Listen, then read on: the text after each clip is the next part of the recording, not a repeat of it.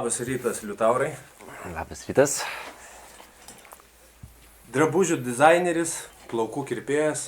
Kas dar prisidėtų prie specialybės pasiekimų? Makiažistas. Gal ir užtenka. Kokia buvo vaikystė ir iš kokio Lietuvos miesto esate kilęs?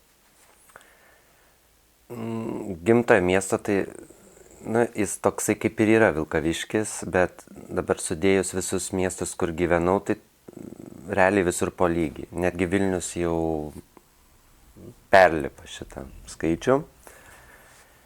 O iš kur esu, tai iš tikrųjų neturiu tokio, kad mylimo labiausiai. Dabartinis Vilnius gal man labiausiai patinka, daugiausia aš čia ką nuveikiau. Vaikystė, aišku, irgi daug ką veikiau, viduriniai mokykloje, visokie būreliai, dramos, dailės. Turėjom tokį klubą, šauniausių, išradingiausių priklausiau. Vienu žodžiu, aš visą gyvenimą turiu reikalų. Ir iš tikrųjų, neskaitau savęs nei vieno, nei vienoj srity, kad esu tas arba tas.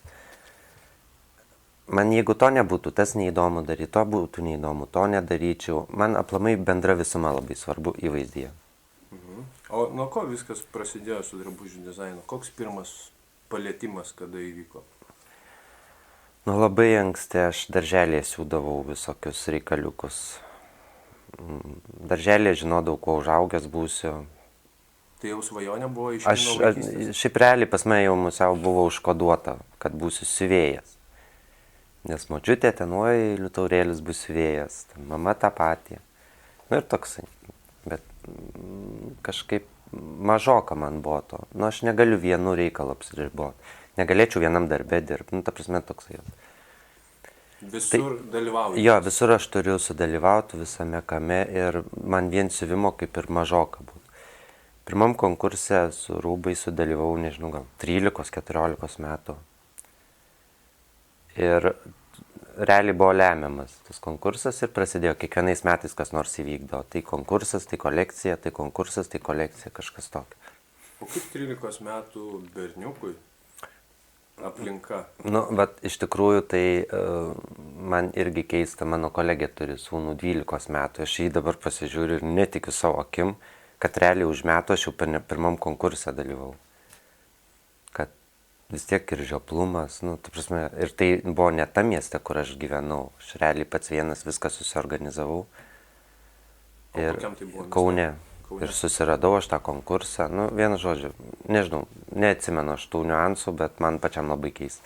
Važiavau su suknelės autobusu į tą konkursą, susiradau Kaune, ten, kur jis vyko. O iš aplinkos buvo kažkoks spaudimas? Ne, šiaip labai mane mokykla palaikė, mano visi draugai. Pradžiai tėvai tai labai skeptiškai žiūrėjo tą, po kam čia reikia, tai siūkva ir viso, ir labai fainas. Bet, man neužteko to eilinio siuvimo. Aišku, tokie ir darbai buvo 14 metų, bet vis tiek jie buvo. Ar sunku buvo? Čia pradėkim nuo to, kad, aš iš tikrųjų nelabai ir siekiau šito reikalo. Gavosi, bet kas yra šiandien, Madame Paris vėliau, gavosi absoliučiai netikėtai ir nebuvo jokios siekiamybės. Tai buvo vėl užmiršti siuvimai, aš buvau labiau pasinėręs į kirpimus ir makiažus. Ir po vieno renginio aš supratau, kodėl aš negaliu padaryti kolekcijos, jeigu čia daro kažkas. Ir tą kolekciją padariau, galiu net pavadinti bandomąją. Jis turėjo būti tik mano draugams, mano klientams ir jokiai plačiai visuomeniai.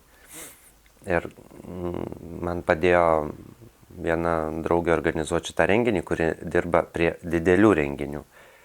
Ir parodžiau rūbus, kad jų tiek bus, nei daugiau, nei mažiau. Ir tokia, šiaip vos nepakus, kad tau būtinai reikia daryti didelį renginį. Nes čia ne ta kolekcija, kad parodyti 15 žmonių. Ir iš tikrųjų po pirmos kolekcijos labai daug atgarsių buvo. Ir aišku, sekanti tada. Ir tada, aišku, eilinį kartą aš nuėjau tą paskutinę. Ir taip jau 6 buvo. Kada nauja kolekcija bus planuojama? Neaišku. Bet pavasarį bus. Pavasarį bus. Jo, kažkaip šiemet labai daug su darbais čia užsikrojo su vestuvėm. Net realiai net nepagalvoju, kada tai bus ir kas bus ir kaip bus ir su kuo bus. Dabar šiaip iš tikrųjų tai jau savaitę laiko jau biškai apsidėliojau planus, kokios norėčiau, kas būtų, kaip ir su kuo. Salono pavadinimas, studijos pavadinimas, Madame Paris vėliau. Taip. Kaip jisai gimė? Nes labai toks įdomus. Čia gimė, taipogi mes su viena pažįstama sėdėjom, aš turėjau kažkaip jau svajonės į saloną, buvau susigalvojęs pavadinimą ir mano draugė, aš apie kažką pasakau, iš tikrųjų neatsimenu aš to, bet ten labai staigiai viskas įvyko. Ir jinai man sako, kaip toj knygoj, kad perskaičiau Madame Paris vėliau ir galvojau, čia yra mano pavadinimas, ne joks kitas. Nes iš tikrųjų tai mano mėgstamiausi darbai tai yra paruošimas vakarėliams. Bet čia mano arkliukas ir man, make-upas, rūbai, batai, ta prasme visas toksai ir plus, tarkim, šiaip į vestuves, yra kažkoks standartas, tu ten neturi pernaukt kažko, ten neįsišok, ten, taip toliau. Tarkim, tokie kaip teminiai vakarėliai, tu belę ką gali daryti ir realiai iš tikrųjų aš išpildau savo svajonės ant tų vargšių klienčių. Bet, jom tai ten ojojoj reikalai. Ypač kalėdiniai, teminiai, kur, belę ką gali daryti. Klientės, kurios jau nemažai metų pas mane ruošęs kalėdiniam. Ir kaip jos pačios pasakoja, čia ne mano išmislas. Pirmus metus padariau, buvo kiečiausia visam tam vakarėlyje. Antrais metais jau jos visi laukia, kaip jinai atrodys. Ir žino ten kolegos, draugai, kad jinai mano kaip ir draugė, nes beveik pusė klientų yra mano draugai. Ir jinai nebegali niekur kitur nueiti, jinai negali atrodyti prašiau negu prieš tai, ten 2 ar 3 ar 4 metus. Tai pas mane jau gavus tokiu principu, tokiu nemaža dalis ratas klientų. Ir kadangi jau tiek metų aš su jom kaip ir pažįstamas, realiai aš jom sudiktuoju, kaip jos atrodys. Ir iš tikrųjų daug, kad ir į vestuvės einant, į gimtadienius, į belę kokią šventę, jeigu yra mano klientė, aš jai pasakau, kaip jinai atrodys. Dėl to aš manau, kad ir jinai eina būtent pas mane. Yra daug dizainerių Lietuvoje, stilistų, kirpėjų, makiažistų. Bet jos nori dėl to, kad nereiktų joms sukt galvos. Ką rengtis, kokie dabar bus batai, kokios bus pėdkelės, o auskarai, o lūpdažis. Jos ateina, pasako, tema tokia ir tokia ir išeina. Ir tipo, ateina jau tą dieną, aš turiu viską būti sukrovęs. Kiek laiko užtrunka vienos klientės paruošimui? Oi, tai nebūna, kad tu ruoši nuo ryto iki vakaro. Ten iš tikrųjų susidėlioju aš rūbus, išsikviečiu ją prisimatuot. Taip valandom irgi gaunasi, bet šiaip aš niekada neskaičiavau. Iš kur, Liutaurai, pats semiatės įkvėpimo? Oi, labai daug kas. Muzika, filmai, nuotraukos, kelionės kažkokios tai, kurių neatsimenu, kada turėjau. Tai nėra mano darbas, aš dar kartą pasikartosiu. Tai yra malonumas. Aš tikrai nenoriu būti tas siuvėjas, kuris turi arti naktim, kad tik kažkam būtų gerai. Aš irgi noriu, kad man būtų gerai. Ne tik materialinė prasme, bet ir moralinė, kad aš nevargčiau sūdamas tų suknelių. Sėkmės formulė. Iš tikrųjų, nežinau, ar jinai yra. Sėkmės formulė. Yra, aš manau, jų keletą. Kai tu gali lipti per galvas, kažkam brūžinti ten savo kablais per veidus ir toliau savo kopti. Tampyti su žinomai žmonėm, kad tave kažkas galbūt kažkur pastebės prie kokio nors vakarėlio durų. Gali iš tikrųjų dirbti. Gali iš tikrųjų būti labai atviras darbuose, kas tai iš šalies pagalvojus gal kažkam tai nepatinka, bet kažkas labai tai vertina, kad nepataikauja ir kad tu žiauriai graži, bet pasakai, kad tau reikia dar svorio, mes dar to padaryti, dar to.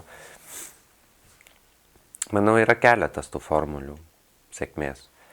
Aišku, pirmosiam tai aš tikrai nenorėjau, mano buvo toksai visada nusistatymas, kad aš tikrai nebūsiu tas, kuris trinas ten per vakarėlių.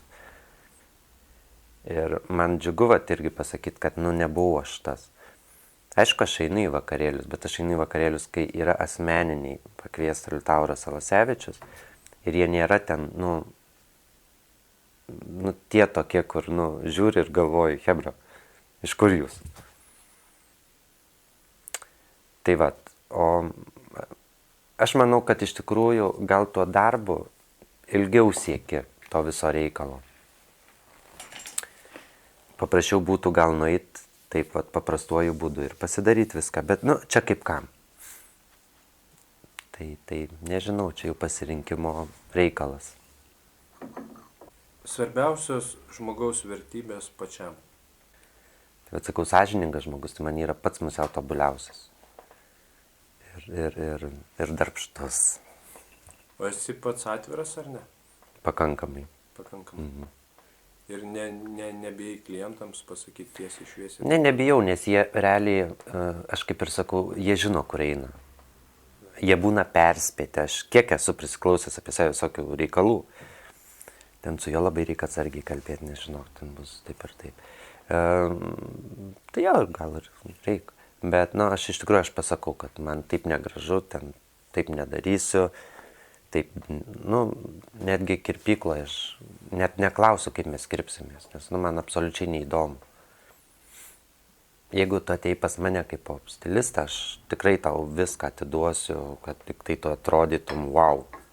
Aišku, yra visokių variantų, ten skonis toks dalykas, iki jo užaugama. Skonio receptoriai skirtingi. Nes skonis yra iš tikrųjų užauginamas. Čia bet kuriuo atveju. Čia kaip man kažkada apie alyvuogės tai kalė. Užaugama. Su alyvuogėm sutinku. Bet žinok ir su skoniu iš tikrųjų. Rimtai? Absoliučiai. Bet turiu iš tikrųjų labai daug pavyzdžių. Pavyzdžiui, ten mano draugės, su kuriuom aš susipažinau prieš 10 metų, kaip jos atrodė. Ir dabar. Pavyzdžiui, aš niekada su jom neinu apsipirkt, kad ten davai, tau tą nuperkam. Porą kartų buvę, nemeluosiu, bet ten porą kartų siuvos. Ir kaip jos dabar atrodo, gražu žiūrėti. Ten nebėra maikučių, Šanelis iš Svarovskių, 100 metų nematyta. Nebėra kedų, yra batai, aukštakulniai. Ta prasme, vis tiek, kai tu su kuo esi, tu prie to kažkaip, ne tai, kad lygiuojas, bet mano visi draugai aplinkui tokie, sakyčiau, mano stilius. Nežinau net kaip įvardinti, kirpimais gražiais, nes aišku, aš juos kirpiu. Bet į vakarėlius eina visada pasitempę. Ta prasme, nėra jokių nesąmonių. Tai čia kaip iš to posakio parodyk, kas tavo draugai pasakys. Jo, aš vieną kartą iš manęs juokęs, kažkas buvo mano gimtadienis. Ir buvo gal 30 panų tame gimtadienyje. Ir juokės, kad sako, čia realiai kaip tavo kolekcija, jos visas atrodo. Bet natūralu, dėl to, kad jos mano draugės, dėl to, kad aš jas kerpu dažau. Kadangi mano absoliučiai yra klasikinis stilius, tai jų plaukai nėra, kad ten žalia, mėlyna, raudona iškarpytos. Jos ten arba trumpas labai, arba vidutinis, arba ilgas. Pas mane, aš labai ir kategoriškas esu iš tikrųjų. Pas mane nėra juoda, balta, pas mane arba taip šiandien. Aš nemoku būtent toks, lipšnus ten kažkur, tai aš iškart arba gražu, arba negražu, pas mane vidurio nebūna. Labai natūralus. Man pirmas tikras žmogus, tai man yra natūralus. Be jokių ten, netgi aš savo darbe galiu įvardinti tikrą žmogų. Ne madinga, o stilinga. Kaip pavyzdį. Ačiū Liutaurui. Ačiū Buvo jums. labai malonu ir sakau sėkmės kolekcijas. Ačiū. Iki.